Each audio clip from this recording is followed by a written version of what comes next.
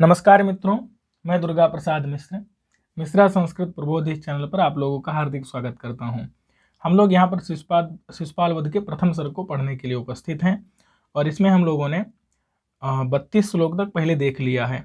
अब हम लोग 33वां श्लोक पढ़ेंगे। यहाँ सामान्य परिचय में आपको याद रखना है कि इसमें वंशस्थ छंद है 73 श्लोक तक।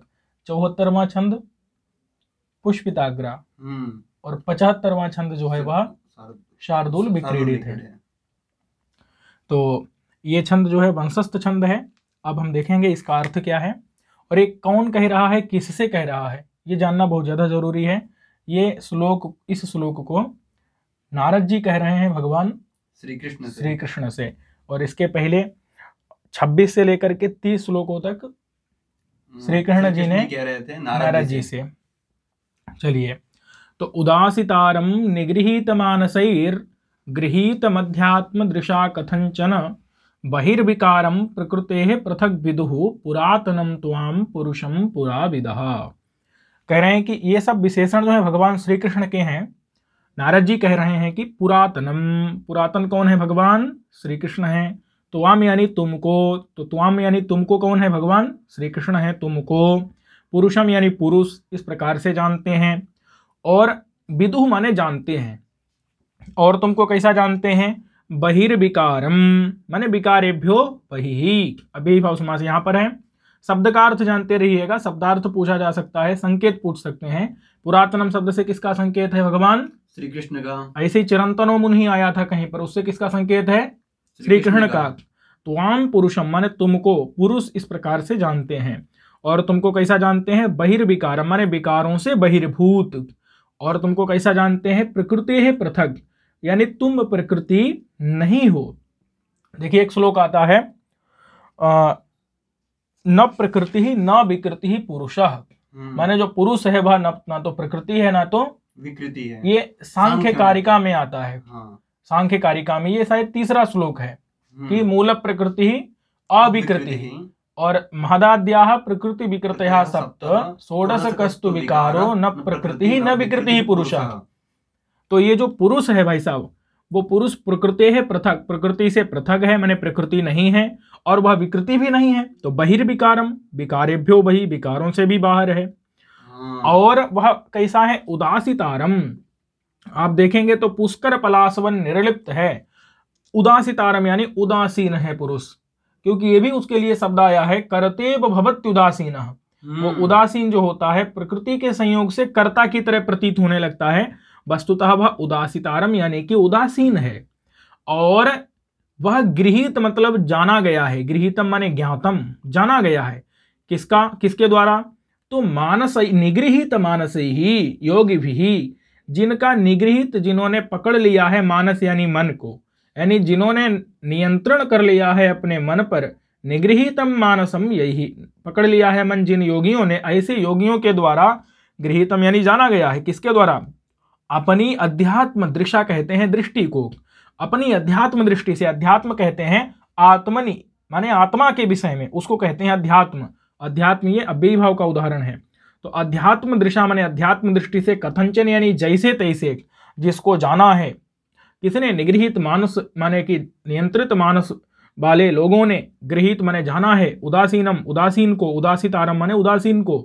और वो कैसा है? विकारों से बहिर है, प्रकृति से पृथक है। विदु माने जानते हैं। कौन जानते हैं? पुराविदः, जो पुरातत्व को जानते हैं, यानी प्राचीन काल की बातों को, प्राचीन काल की कथाओं को जो जानते हैं, जिन्होंने प्राचीन काल में देखा है आपका चरित्र। आपका चरित्र क्या है? आपने हिरण्यकशिपु को मारा था, आपने राम के रूप में रावण को मारा था। तो जो पुरातन लोग हैं, कपिलादि जो मुनि हैं, वो आपको, आपके चरित्र को अच्छे से समझते हैं। तो वो जानते हैं कि तुम ही पुरातन हो। तुम माने तुमको, पुरुषम पुरुष हो और पुरातन पुरुष हो, इस प्रकार से तुमको जानते हैं। पुरातन माने पहले होने वाला। तो हमने ये प्रत्येक शब्द का अर्थ इसमें देख लिया। यहां पर जो विदुः शब्द है, ये विदुः शब्द जो है लिट लकार का नहीं, लट लकार का है। विदो लटोबा से यहाँ पर विदुः इस प्रकार का ऐसा प्रयोग बनता है, कुछ आदेश होकर के। तो विदुः अर्थात होता है जानते हैं। पुराविदः और बहिर्विकारम में व्ययी भाव है। प्रकृति है पृथक में पंचमी है, पृथक विना नाना तृतीया तरस्याम से। और गृहीतम अध्यात्म दृशा, अध्यात्म शब्द भी है, बेभाव है।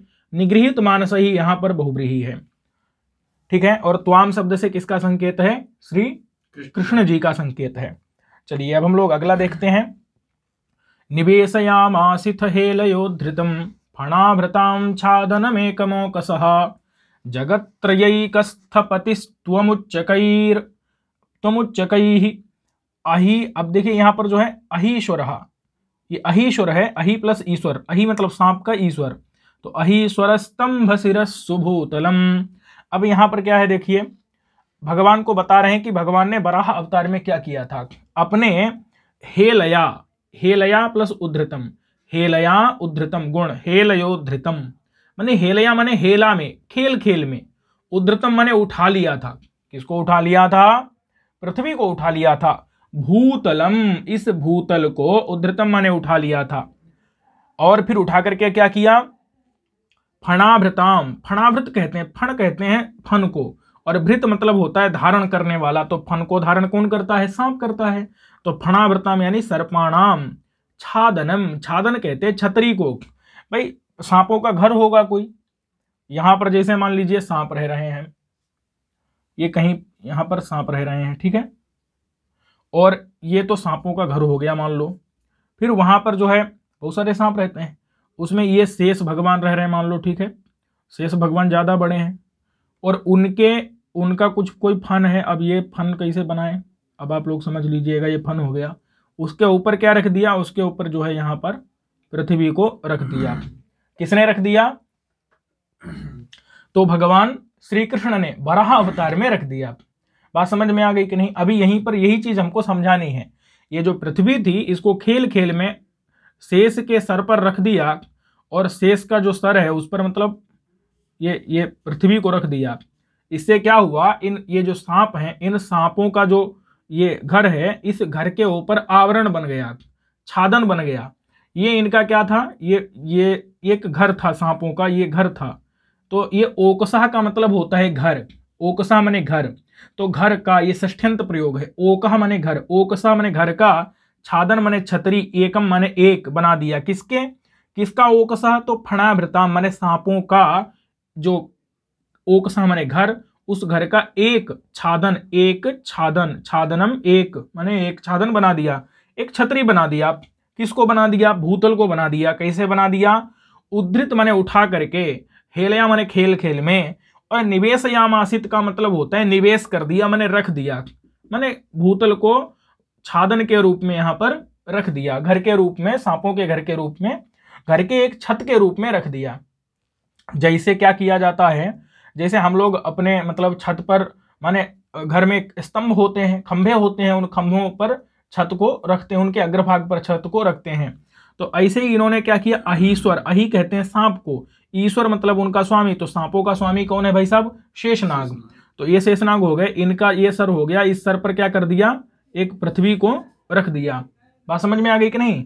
तो अहीश्वर रूपी माने शेषनाग रूपी जो स्तंभ है, स्तंभ यानी खंभा, उस खंभे के सिर यानी मूर्धा पर उनके सिर पर, या फिर जैसे छत को रखा जाता है किस पर? अग्रभाग पर, तो उसके अग्रभाग पर भूतल को छादन के रूप में यानी छतरी के रूप में, आवरण के रूप में, ओकसा माने घर के आवरण के रूप में। किसका घर? तो फणाभृताम, जो फणाभृतों का, ये षष्ठ्यंत है, उनका जो ओकसा माने घर, उस घर का जो छादन यानी छतरी, उसके रूप में भूतल को उठा करके, और उच्च कही, भूतल कैसा है भाई साहब? ऊंचा भूतल है, उसको निवेशयामासित यानी कि रख दिया, स्थापित कर दिया। किसने किया? तो त्वम माने तुमने किया। तुम कैसे हो भैया? तुम क्या हो? तो कहते हैं तुम बहुत बड़े शिल्पकार हो। इस जगत त्रय के, ये तीनों जो जगत हैं उनके तुम एक मात्र स्थपति हो। स्थपति कहते हैं शिल्पकार हो, या फिर कारीगर हो, जो कि छत इत्यादि बनाते हैं। तो हमने यहाँ पर समझ लिया प्रत्येक शब्द का अर्थ कि निवेशयामासित माने रख दिया, हेलया माने खेल खेल में, उद्धृतम माने उठा करके, ओकसा माने घर का, छादन माने छतरी को, एक माने एकम छादनम एक छादन को, फणावृतम माने फणावृत यानी सांपों के घर के एक छतरी को उठा करके रख दिया। जगत त्रय के एक स्थपति माने शिल्पकार, तुम माने तुम हो, तुमने, उच्चकैहि माने ऊंचा, भूतल को, और अहीश्वर कहते हैं, अहीश्वरहा माने कि शेषनाग, अही मतलब सांप का, ईश्वर माने स्वामी शेषनाग, तदरूपी खंभा, शेषनाग रूपी खंभे के सिर पर यानी मूर्धा पर तुमने उठा करके खेल खेल में भूतल को निवेशयामासी तुमने रख दिया। प्रत्येक शब्द का अर्थ समझ में आ गया।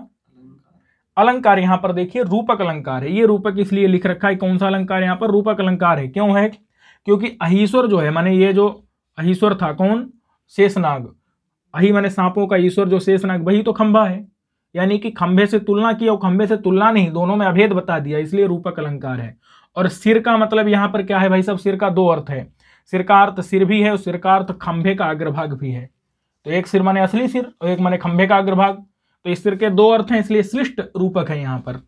ऐसे यहाँ पर छादन मतलब छतरी माने कि छत, और यहाँ पर इस लोक का ऊपर एक आवरण, तो यहाँ छादन के भी आवरण अर्थ भी है और छादन माने छत भी है। तो इस प्रकार से दो दो अर्थ यहाँ पर निकलते हैं, इसलिए यहाँ पर कौन सा अलंकार हो जाएगा, श्लिष्ट अलंकार हो जाएगा, श्लिष्ट रूपक अलंकार होगा। और उसमें भी परम्परित है, यानी कि एक आरोप दूसरे आरोप के प्रति कारण है। तो इस प्रकार से यहाँ पर रूपक अलंकार है, ये हम सामान्य रूप से समझ सकते हैं।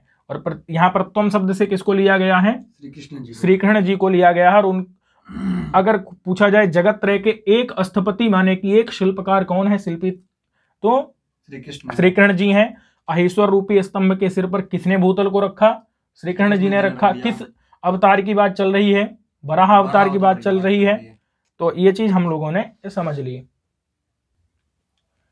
इसके साथ ही अगले वीडियो में हम आगे आने वाले श्लोकों को पढ़ेंगे। तब तक के लिए नमस्कार।